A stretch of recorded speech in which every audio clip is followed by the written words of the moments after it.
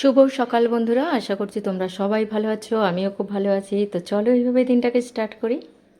সকালবেলায় আমার বাসন পরিষ্কার করা হয়ে গেছে, মাজা হয়ে গেছে, রান্নাঘরও পরিষ্কার হয়ে গেছে। তো চলো টিফিন বানাই। ডিম তড়কা আজকে সকালবেলায় ভাবলাম যে একটু ডিম তড়কা বানিয়ে নিই।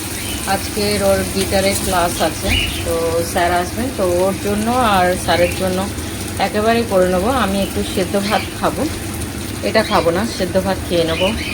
ও বেরোবার মুখে এইগুলো চটপট করে নিয়ে, এখনও অনেক কাজ বাকি, ওষুধ নিতেও বাকি, সেগুলো নিব।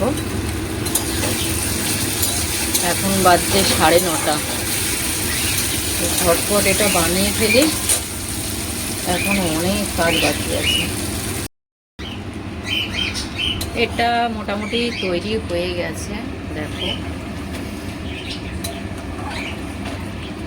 আর একটু বাকি আছে। গিটারের ক্লাস শেষ হয়ে যাওয়ার পর ওকে স্নান টান করিয়ে একটু খাইয়ে দিয়েছিলাম। আর দেখো গাড়ি চলে এসছে, আর আমরা বেরিয়েও পড়লাম। আর বাইরের ওয়েদারটা খুব একটা ভালো ছিল না। তো যাই হোক, আমরা শিয়ালদায় পৌঁছে গেছি। তো অনেকটা লেট হয়ে গেছিলো বলে আমাদের একটু স্টেশনে ওয়েট করতে হয়েছিল। বেশ 1 ঘন্টা পর আমাদের মানে ট্রেন দিয়েছিল 14 নম্বর প্ল্যাটফর্মে। তো ফাইনালি ট্রেনেতে আমরা উঠে গেছি, ট্রেনটা ছেড়েও দিয়েছে। তো অনেকটা বেলা হয়ে গেছিলো, প্রায় 3:16 গাড়ি ছেড়েছে। বুঝতেই পারছো অনেকটাই বেলা পড়ে গেছিলো। তো যাই হোক, তো এখানেই আমার ছেলে যে মামার বাড়িতে যাচ্ছে, প্রচণ্ড ওর আনন্দ হচ্ছে।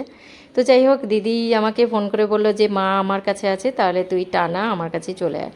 তো ফাইনালি আমরা স্টেশনে নেমে গেছি।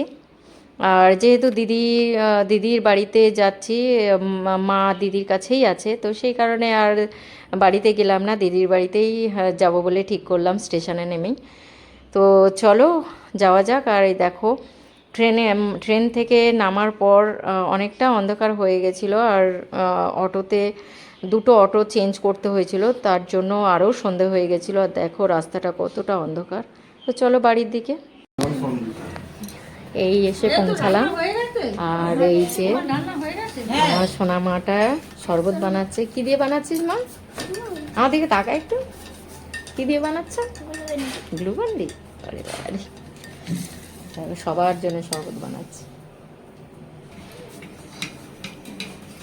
বোন করেছে, কিরকম টেস্ট হয়েছে দেখ। কম দিয়েছে না বেশি দিয়েছে সেটা দেখ। বনু কেমন করেছে? খুব ভালো হয়েছে। দেখ কি দিয়েছে দেখ। সুন্দর হয়েছে রে। দেখ ওই দেখ পাউচের লম্বা দারুণ করেছে। এই যে হ্যাঁ, বেশি দিস না, অল্প করেই দে। একটু জুস দাও, এই যে আর 2 পিস মাংস দাও, খেতে দিদি পারলে আবার এখন ওকে দেবে। কষা কষা মাংস তৈরি করেছে। ওই যে বড় লেগ পিস রে। এখন সব বিজনেস চামচ দেবে, চামচ দেবে, এই চামচ দেবে। চামচ দেবো দেখ। কাঠটা ঘুরিয়ে নে বাবা, এই হাতে চুন সরিয়ে নে। বেশি বসে যায়। এই গুনগুন বস না। না ও না খাবে না, ও পরে খেতে আসবে। আমিও খেয়ে নিই। তুই তাহলে ওই তরকারিটা দিও। কোনটা? এই মৌটি মাছ ইয়ে টমেটো হ্যাঁ দেবো। হ্যাঁ হ্যাঁ, মোটি মাছের তরকারি করিনি, এমনি ভাজা করে।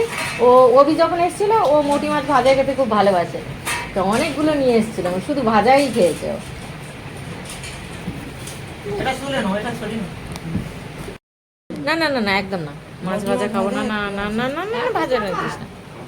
এই যে এটা হচ্ছে মোরলা মাছ দিয়ে। আর কি দিয়ে করেছিস? কেন আমরা দুজন কাঁচা টমেটো, বেগুন, আলু, শসা ডাঁটা। কাঁচা টমেটো, বেগুন, সজনা ডাঁটা, আর হচ্ছে মোরলা মাছ দিয়ে চচ্চড়ি। এটা হচ্ছে পুরোনো দিনের রান্না। ওই তো চা, ওই তো গ্লাসে। দেখ অল্প একটু ব্যাস দেবো। ব্যাস ব্যাস। এই কেমন হয়েছে মাংস? কি ওই ওই কেমন হয়েছে বলতে পারছিস না? Very good.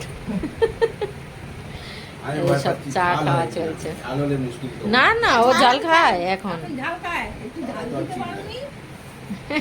তুমি আচ্ছা বাড়ি দিয়েছো, থালাটা মাছ খায় না, ডাল খায়। মাংস হুম। আর ওই ডাল আর ডিমের ভাজা। তরকারি। এটা কিন্তু টমেটো দিয়ে করেছিল, এই কাঁচা টমেটো, টক চচ্চড়ি।